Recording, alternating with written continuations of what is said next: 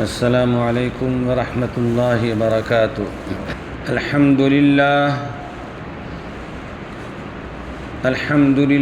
نحمده ونستعینه ونستغفره ونؤمن به ونتوکل علیہ ونعوذ باللہ من شرور انفسنا ومن سیئات اعمالنا من يهده الله فلا مضل له ومن يضلله فلا هادي له ونشهد أن لا إله إلا الله وحده لا شريك له ونشهد أن محمدًا عبده ورسوله أما بعد أرسله بالحق بشيرا ونذيرا وداعيا إلى الله بإذنه وسراجا منيرا فأعوذ بالله من الشيطان الرجيم بسم الله الرحمن الرحيم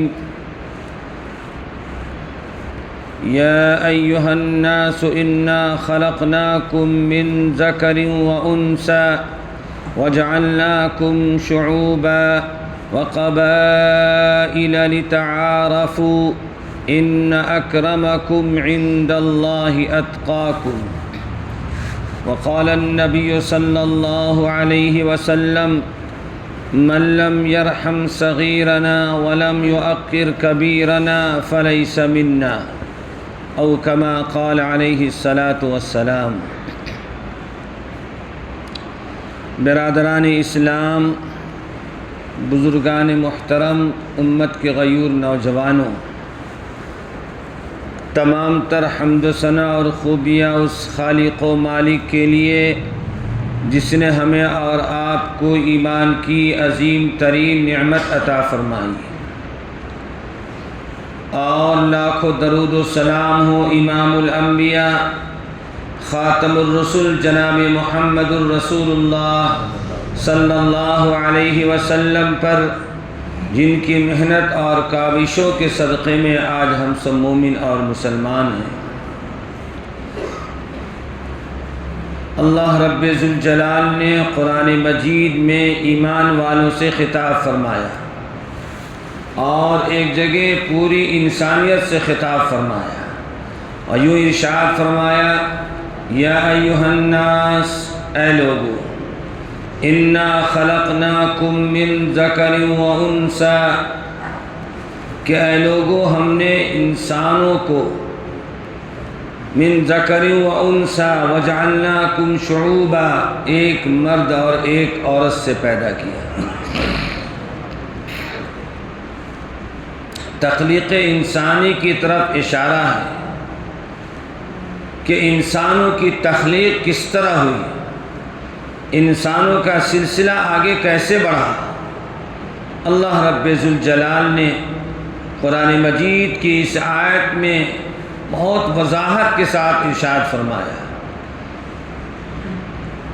یہ بات ذہن نشی ہونا چاہیے، ذہن میں رہنی چاہیے کہ انسان چاہے جس علاقے کا رہنے والا ہو، جس قبیلے کا رہنے والا، جس خاندان کا رہنے والا، جس کلر کا، جس سائز کا رہنے والا ہو، جون سی زبان کا بولنے والا ہو، لیکن بہرحال ہے وہ اللہ کا بندہ۔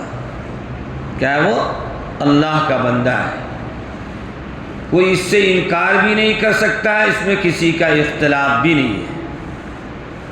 اللہ کے بندے ہیں، یہ مسلم بات ہے، پکی بات ہے۔ چنانچہ اللہ رب ذوالجلال فرما رہے ہیں، یا ایھا الناس، اے لوگو، انا خلقناکم من ذکر و انثی، ہم نے ایک انسان سے مرد و عورت کا سلسلہ شروع کیا۔ حضرت آدم اور حوا علیہم السلام سے سلسلہ شروع کیا۔ وَجَعَلْنَاكُمْ شُعُوبًا وَقَبَائِلَ لِتَعَارَفُوا، اور ہم نے آگے چل کر قبائل بنائے۔ کیا بنائے؟ خاندان، قبیلے بنائے۔ اس زمانے، آج خاندان کے نام سے جانتے ہیں، اس زمانے کے اندر قبیلے سے لوگ جانتے تھے۔ اسی کو اللہ نے فرمایا کہ وقبائل، ہم نے الگ الگ قبائل بنائے، اور قبائل بنانے کا مقصد یہ نہیں تھا کہ جو مقصد اور جو طریقہ آج لوگوں نے اپنا لیا ہے۔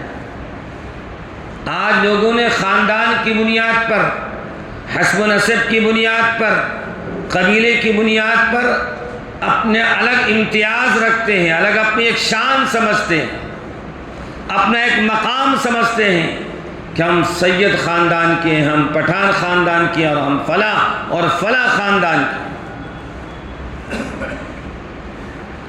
اللہ رب العالمین نے اگلے جملے میں وضاحت فرما دیا کہ قبیلہ ہم نے کیوں بنایا، خاندان ہم نے کیوں بنائے، لِتَعَارَفُوا، ایک دوسرے کو تم پہچان سکو، ایک دوسرے کو سمجھ کر زندگی گزار سکو، ایک دوسرے کے دکھ درد میں تم کام آ سکو، لِتَعَارَفُوا۔ اور آگے اور وضاحت فرمایا کہ چلو ہم نے سب کے سب آدم کی اولاد ہیں، سب کے سب ہمارے بندے ہیں، اور اس کے بعد ہم نے قبیلے بھی بنا دیے، چلو یہ بھی بات ہو گئی، تاکہ آپس میں تمہاری ضروریات پوری ہو، ایک دوسرے کو مقام اور عظمت کی نگاہ سے پہچان سکو۔ لیکن یاد رکھنا، ان قبیلوں میں، ان خاندان میں کچھ خاندان بہت باعزت مانا جاتا ہے، جیسے سید خاندان۔ جیسے آج تو سید جو ہے ایک لقب ہو گیا ہے، اپنے نام کے سامنے سید لکھتے ہیں۔ اللہ کے نبی صلی اللہ علیہ وسلم کا نام نامی محمد اور احمد اگر اپنے نام کے ساتھ جوڑتے ہیں تو آپ کے نام کی عظمت بڑھ جائے گی انشاءاللہ قیامت میں۔ لیکن یہ ٹائٹل سید کر کے لکھتے ہیں، یہ اپنے آپ کو لقب دیتے ہیں میں سید ہوں، یاد رکھیے گا یہ دھوکہ ہے، بہت بڑا دھوکہ ہے۔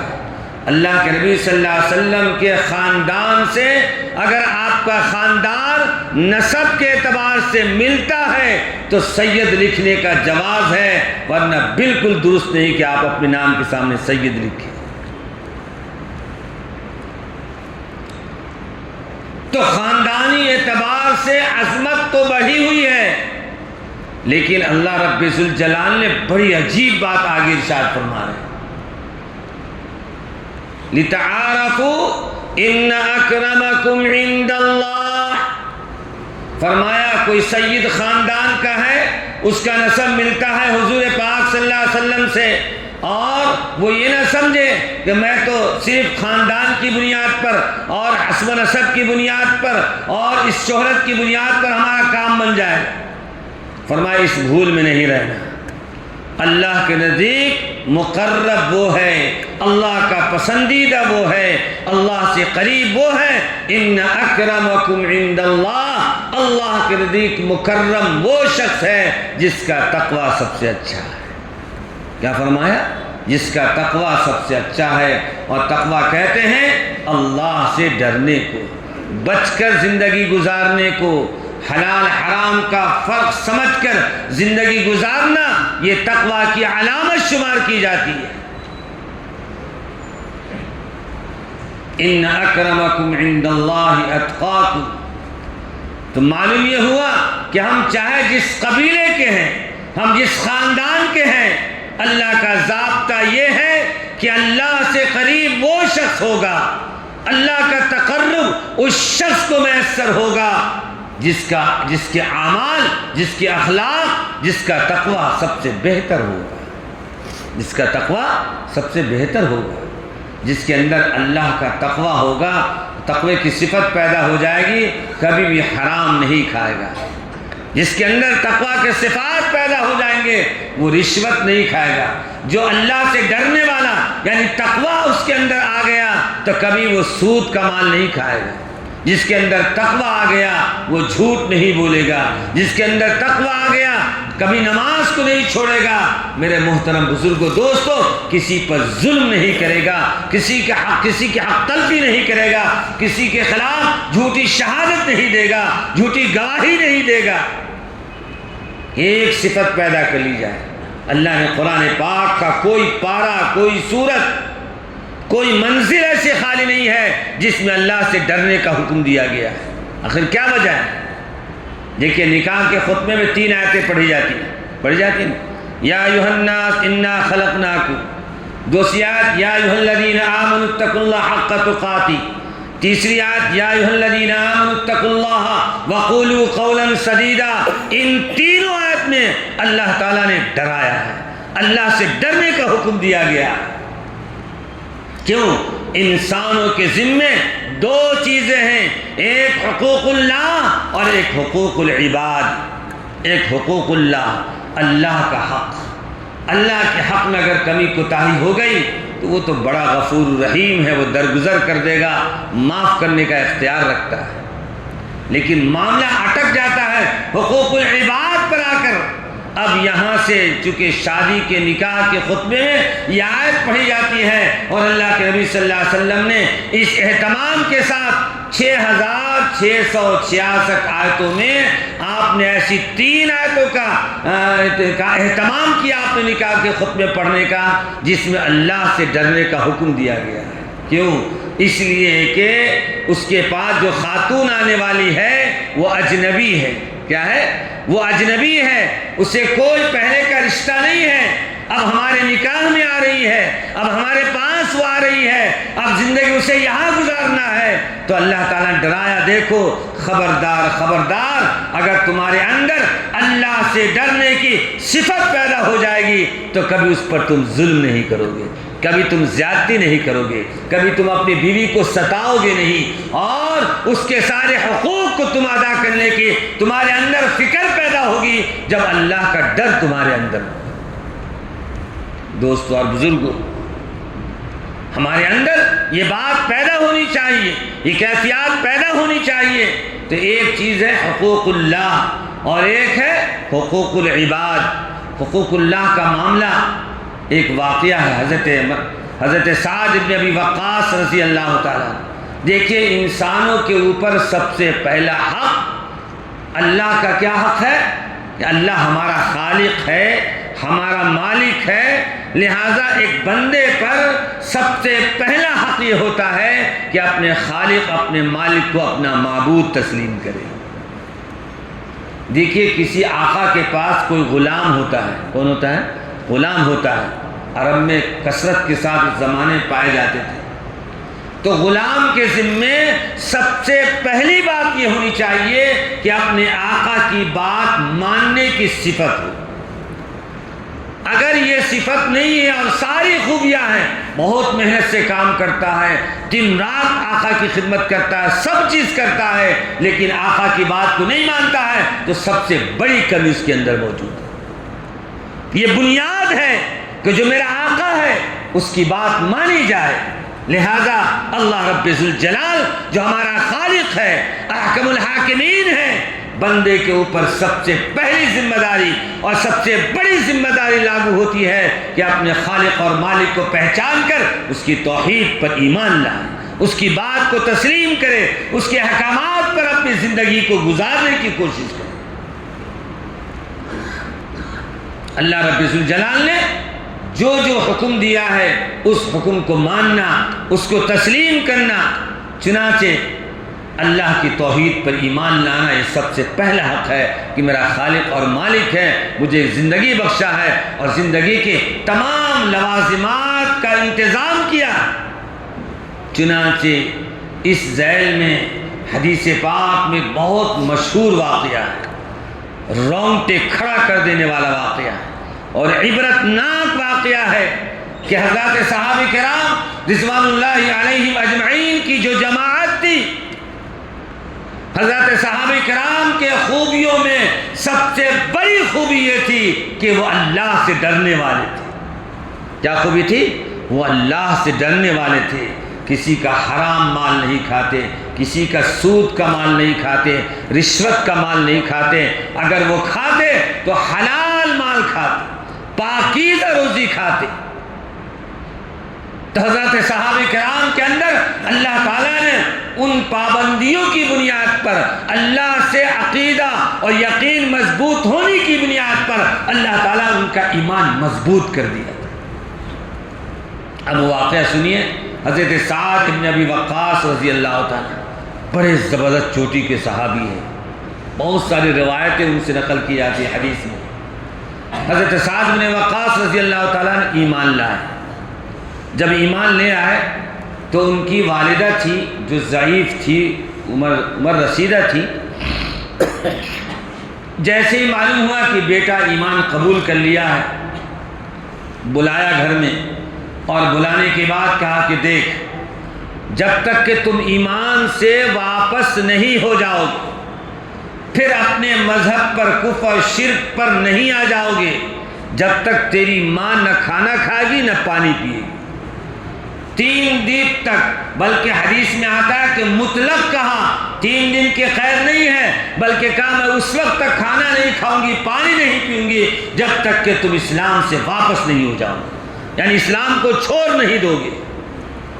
حدیث پاک میں آتا ہے، روایت میں آتا ہے کہ حضرت سعد بن وقاص رضی اللہ تعالیٰ نے یہ بات سن لیا، اس کے بعد کہا دیکھتے ہیں ماں کا کیا حال ہوتا ہے۔ 24 گھنٹے گزر گئے، پورا دن پوری رات گزر گئی، پورا رات پوری دن گزرنے کے بعد حالت ظاہر سی بات ہے لاغر ہو گئی، نہ کھانا ہے نہ پانی ہے، عجیب حالت ہو گئی۔ اور ماں کے دل و دماغ میں بات ہے یہ تو میری اولاد ہے، مجھ سے اولاد کے اندر ایسی محبت ماں باپ کی ہوتی ہے، ایسا تو ہو نہیں سکتا کہ مجھے یہ حالت میں دیکھ کر کہ کھانا نہیں کھا رہی ہوں، پانی نہیں پی رہی ہوں، وہ ایمان سے واپس یقیناً ایمان چھوڑ دے گا۔ یہ ان کے دماغ میں بیٹھی ہوئی تھی بات۔ میرے دوست بزرگوں، چنانچہ حضرت سعد بن وقاص رضی اللہ تعالیٰ عنہ گھر آئے، جب ماں کی حالت کو دیکھا تو سمجھ گئے کہ حالت بہت غیر ہو چکی ہے، اور تو کہا ماں دیکھ، تمہارے جسم کے اندر ایک جان ہے، ایک روح ہے، ایک جان ہے۔ جب وہ ایک جان انسان کے جسم سے نکل جاتی ہے تو انسان مر جاتا ہے، مردہ ہو جاتا ہے۔ اور تو اپنے اس بیٹی کی بات کو سن لے اچھی طرح کہ تیرے جسم کے اندر ابھی ایک جان ہے، ایسی تمہارے جسم کے اندر 1000 جانیں موجود ہو، اور ایک ایک کر کے ہزاروں جانیں نکل جائے، یہ تو میں اپنی نگاہ سے دیکھوں گا، لیکن اسلام کو نہیں چھوڑوں گا۔ آپ بتائیے، ماں باپ سے محبت زیادہ کہ اسلام کی محبت ان کے دل میں زیادہ تھی۔ میرے دوست بزرگوں، حدیث پاک میں ہے نا، ماں باپ کی بھی بات اسی وقت تک چلے گی جب اللہ اس کے رسول کی حکم نہیں ٹوٹ رہا، اور چیلنج والی بات آ جائے، حدیث کے خلاف کوئی بات آ جائے، اور اللہ کے حکم کے کوئی خلاف بات آ جائے، تو اللہ کے نبی نے فرمایا اس وقت ماں باپ کی بھی اتباع نہیں کرنا، ماں باپ کی بات نہیں ماننا۔ پہلے اللہ اس کے رسول کا حکم چلے گا، اس کے بعد ماں باپ کا چلے گا۔ وَقَضَىٰ رَبُّكَ أَلَّا تَعْبُدُوا إِلَّا إِيَّاهُ، ماں باپ کو اس آیت میں بہت اونچا درجہ اللہ نے دے دیا، لیکن اللہ نے پہلے اپنی بندگی اور اپنی اطاعت کے بعد کا درجہ دیا۔ میرے دوست بزرگوں، کیسا ایمان تھا، کیسی جان اور کیسی روح تھی حضرت سعد بن ابی وقاص رضی اللہ تعالیٰ عنہ کا ایمان اندر سے جھنجھو رہا تھا، لیکن ایمان اور یقین ایسا مضبوط تھا کہ کچھ بھی ہو جائے ہم ایمان سے واپس ہونے والے نہیں ہیں۔ اما عائشہ صدیقہ رضی اللہ تعالی عنہ روایت فرماتی ہے، میں نے اپنی پوری لائف میں، پوری زندگی میں، جب سے حضور پاک صلی اللہ علیہ وسلم نبی بنے اور اس کے بعد سے میں اپنی وفات تک کسی ایک شخص کو بھی ایسا نہیں دیکھا جو کلمہ شہادت پڑھ لیا ہو اور پھر مرتد ہو گیا، ایسا میں نے اپنی زندگی میں نہیں دیکھا۔ کون فرما رہی ہے؟ اما عائشہ صدیقہ رضی اللہ تعالی عنہ فرما رہی ہے، جو ایمان لایا ایمان پر ہی اس کی جان گئی، ایمان سے واپس نہیں ہوا ہے، ایمان سے پھرا نہیں ہے، اس لیے کہ ایمان وہ طاقت ہے، وہ قوت ہے کہ اللہ تعالیٰ اس ایمان کے ذریعے دل کے اندر ایک روشنی پیدا کر دیتے ہیں۔ کیا ہے؟ ایک روحانیت پیدا کر دیتے ہیں، ایک قوت پیدا کر دیتے ہیں۔ آپ کہیں سفر میں جا رہے ہیں، کہیں سفر پہ جا رہے ہیں، اور آپ کے جذبات کو کسی نے ٹھیس پہنچا دیا۔ کیا پہنچا دیا؟ ٹھیس پہنچا دیا۔ دیکھو، ایمان سے توبہ کرو، ایمان سے واپس ہو جاؤ، ایمان چھوڑو، کفریہ جملہ کہو ورنہ تمہاری جان ختم کر دوں گا۔ اب کیا کریں گے اس وقت؟ مسئلے کے اعتبار سے، مسئلے کے اعتبار سے اجازت دی گئی ہے کہ کفریہ جملہ تم کہہ دو، کفریہ جملہ تم کہہ دو، تمہارا ایمان تمہارے دل میں موجود رہے گا۔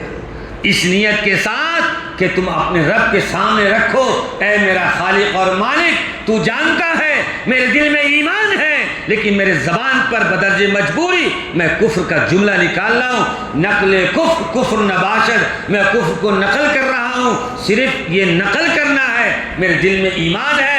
حضرات صحابہ کرام رضوان اللہ اجمعین کے زمانے میں ایسے واقعات پیش آئے کہ ایک شخص بھاگا ہوا آیا اور آخر وقت میں کفر اور شرک شرارت کر رہا تھا، کفر اور شرکیہ کام کر رہا تھا، لیکن اس وقت جو ہے جب انکار کر دیا تو ایک صحابی نے ان کا معاملہ تمام کر دیا اور آخر وقت میں کہا میں ایمان لیا، میں کلمہ پڑھتا ہوں۔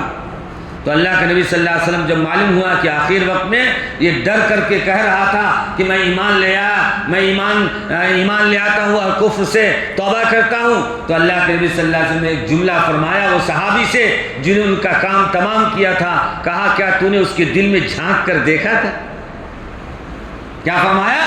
کیا تو نے اس کے دل میں جھانک کر دیکھا تھا کہ ایمان ہے یا نہیں ہے؟ وہ تو اللہ کو معلوم تھا، تم ظاہر پر کیوں فتویٰ کر دیا؟ میرے دوست بزرگوں، ایمان ایسا ہونا چاہیے، حالات جیسے بھی آ جائیں ایمان پر قائم رہنا ہے، ایمان کے تقاضوں پر چلنا ہے۔ اللہ تعالیٰ نے قرآن مجید میں فرمایا یا ایھا الذین آمنوا آمنوا باللہ ورسولہ، کیا ایمان والو ایمان لاؤ۔ ایمان والا دوبارہ ایمان کیا لائے گا؟ ہے نا بھائی، سوال ہے نا۔ اللہ تعالیٰ کہہ رہا ہے ایمان والو ایمان لاؤ، مطلب یہ ہے کہ ایمان والو، ایمان تو تمہارے پاس آلریڈی موجود ہے، اس ایمان کے تقاضے پر جم جاؤ، اس ایمان کے تقاضے پر اتر جاؤ، اس ایمان کے جتنی لوازمات ہے، نماز ہے، روزہ ہے، حج ہے، زکوٰۃ ہے، سچائی ہے، ان تمام چیزوں پر کو اپنی زندگی میں داخل کرو، ان تمام چیزوں کو اپنی زندگی میں داخل کرو۔ یہ ہے ایمان کا مطلب، اے ایمان والے ایمان لے آؤ۔ دوستو اور بزرگوں، تو ایک صفت پیدا کرنے کی کوشش کرنا ہے۔ اب سوال یہ ہے کہ اللہ سے ڈرنے کی صفت کیسے پیدا ہوگی؟ تو اس میں دو کام کرنا پڑے گا۔ ایک کام تو یہ کرنا پڑے گا تنہائی میں اللہ سے مانگنا ہے۔ کیا کرنا ہے؟ تنہائی میں اللہ کے سامنے گر گرانا، یہ اللہ میں نے بہت گناہ کر لیا، بڑے بڑے جرائم کیا، قدم قدم پر آپ کی نافرمانی کی ہے، اے میرے خالق اور مالک میری توبہ کو قبول کر لیجئے، میرے جرائم کو معاف کر دیجئے اور میرے دل میں اپنے سے ڈرنے کی صفت پیدا کر دیجئے۔ ایک کام یہ کرنا پڑے گا کہ اللہ سے ڈرنا ہے، ڈرنے کی صفت پیدا کرنا ہے۔ یہ دل جو ہے نا، اس دل کو راحت ہوتی ہے، اس وقت راحت ہوتی ہے کہ جب ایمان مضبوط ہوتا ہے۔ ایمان والا سوتا بھی ہے تو وہ جاگتا رہتا ہے نا بھائی۔ میں ہمیشہ کہتا ہوں کہ معاملہ یہ ہے کہ ایمان والا، اس کی شان یہ ہے کہ جب وہ سوئے تب بھی وہ جاگتا رہے۔ مثال کے طور پر ڈاکٹری لحاظ سے بائیں کروٹ سویا جاتا ہے، کیوں؟ تاکہ قلب جو ہے بائیں طرف ہوتا ہے۔ ہمارے سامنے ہارٹ کے ڈاکٹر جناب ڈاکٹر نوید صاحب موجود ہیں، ماشاءاللہ بہت تجربہ رکھتے ہیں اور بغیر سرجری کے آپریشن کرتے ہیں، ہارٹ کا علاج کرتے ہیں۔ اللہ نے نوازا ہے، فرمایا کہ ڈاکٹری لحاظ سے انسان کا جو قلب ہوتا ہے وہ جب زمین پر ٹچ ہوتا ہے، لگتا ہے تو اسے راحت ملتی ہے، تو آرام کی نیند آتی ہے۔ کس کی نیند آتی ہے؟ آرام کی نیند آتی ہے۔ آپ بتائیں مسلمانوں کے ایمان آرام دنیا میں کرنا ہے کہ آخرت میں؟ بولیے، آخرت میں کرنا ہے۔ ہمارے آرام کی جگہ تو جنت ہے، ہمارے آرام کی جگہ جنت ہے۔ ادنا سے ادنا درجے کا ایمان والا انشاءاللہ ثم انشاءاللہ یقیناً جنت میں جائے گا اور جنت کی نعمتوں سے سرفراز ہوگا، جنت کی نعمتوں سے نوازا جائے گا اگر وہ دنیا میں مرنے سے پہلے اپنے تمام کرتوتوں سے توبہ کر لیتا ہے۔ دوستوں اور بزرگوں، اور سنت طریقہ یہ ہے سیدھے کروٹ پر سویا جائے۔ کیوں؟ اس لیے کہ جب سیدھے کروٹ پر سوئے گا اس کا دل اوپر ہوگا تو اس کا دل جاگا رہے گا۔ کیا رہے گا؟ جاگا رہے گا۔ حضرت عمر بن خطاب رضی اللہ تعالیٰ عنہ کے معمولات میں لکھا ہے، آپ کی زندگی کے حالات میں لکھا ہے کہ عمر بن خطاب رضی اللہ تعالیٰ عنہ خلیفہ رسول ہے، بادشاہ وقت ہے، امیر المؤمنین ہے، لیکن آپ کی حالت یہ تھی کہ پوری قوم، پوری رعایا، پورا مدینہ سو رہا تھا اور اس کا خلیفہ، اس کا رہبر، اس کا امیر گلی گلی میں گھومتے تھے۔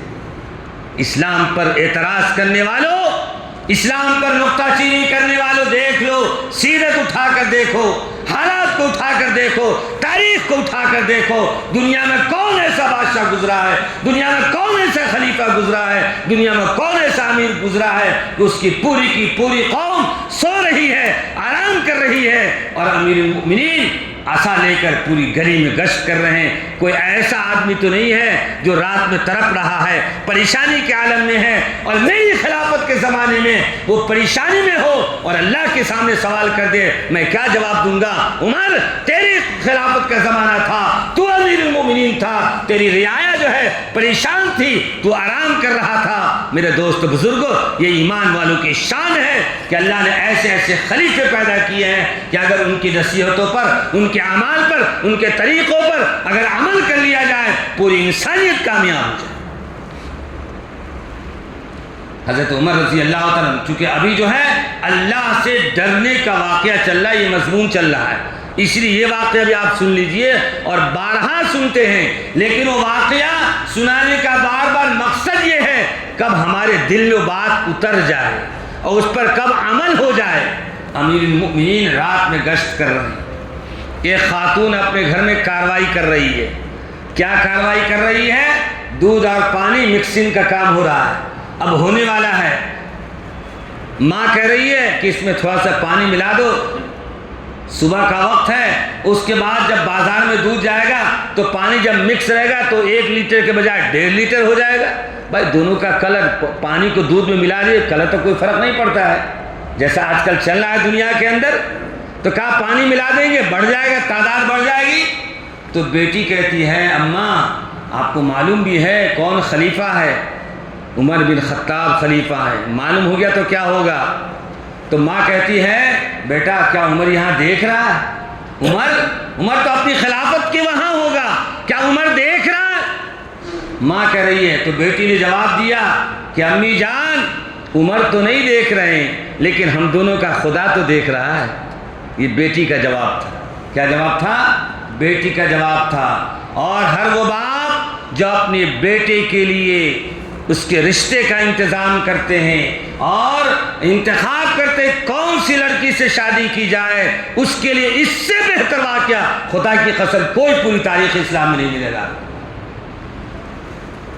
حضرت امیر المؤمنین جب معلوم ہوا تو بلایا صبح میں، اور بلانے کے بعد واقعے کی تحقیق کیا، اقرار کرنا پڑا ماں کو کہ ہاں میں نے ایسا کہا ہے۔